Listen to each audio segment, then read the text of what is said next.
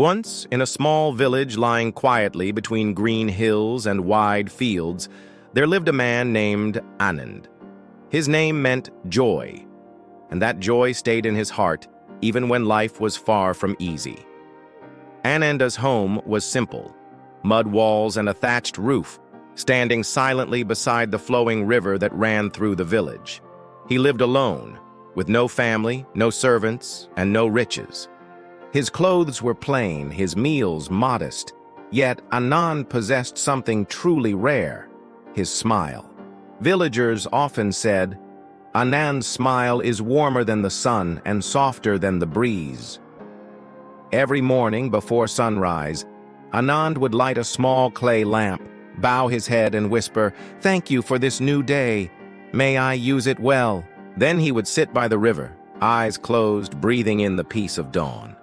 Birds sang, water flowed, life moved gently, and so did Anand. He worked as a potter, shaping wet clay into pots, bowls, and cups.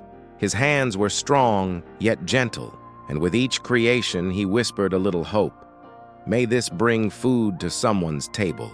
Though he owned little, Anand never complained. Instead, he shared his smile, his time, and his stories. But not everyone in the village was like Anand. Life was hard. Crops often failed. The rains were either too late or too heavy. Debts, sickness, and loss weighed heavily. Smiles became rare. One such person was Arjun, a young shopkeeper. Once cheerful, now he carried a heavy heart. His shop was failing, customers had no money, and each day felt like defeat. One evening, Arjun locked up early and walked to the river, where he saw Anand sitting under the big neem tree watching the sunset. Trying not to cry, Arjun called out. Anand turned with his warm smile and said, "Come, sit. Let the wind cool your worry." Arjun sat beside him. "I don't know what to do," he confessed. "My shop is failing. My father is ill. My mind is full of fear. I feel like giving up." Anand handed him a cup of water and spoke gently. "Look at the river. What do you see?" Arjun replied, "It keeps flowing." Anand nodded. "Yes, it flows through rocks, mud, and storms, but it never stops. Life is like this river. Troubles are the stones, but we must keep moving." Arjun shook his head. "But I'm not the river. I'm tired." Anand understood. "I was tired once too. Let me tell you my story. Long ago, Anand had a family, a shop, a normal life. But one night, a fire in the market destroyed everything: his home, his goods, even his younger brother. Overnight, his world turned to ash. For days, he wandered, empty and broken, until he came to this very river. He sat here, cried until the water seemed to listen, waiting for answers that never came.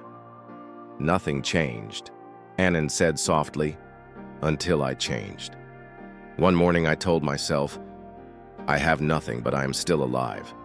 I picked up a piece of clay, shaped it into a cup, and sold it. That was the beginning. I chose not to give up. I chose to smile, not because life was perfect, but because I still had hope. Looking into Arjun's tired eyes, Anand continued.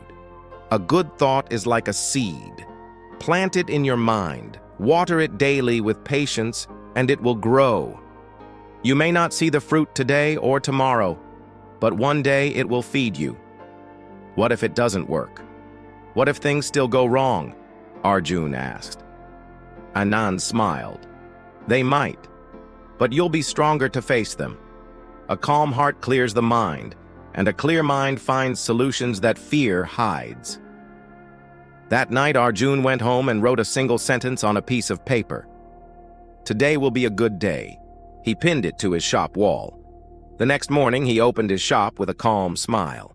Business was still slow, but he treated every customer with kindness, repaired children's toys for free, and offered tea to weary farmers. Slowly, people began returning, not only to buy, but because they felt welcome. Weeks later, a traveler purchased a large order for a wedding in a nearby town. With that money, Arjun paid part of his debt and bought medicine for his father. Overjoyed, he rushed to the river. "You were right. Things are better." Anand simply smiled.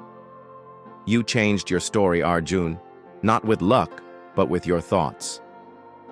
In time, more villagers came to Anand, a widow, a failed student, an old man worried about his daughter's marriage.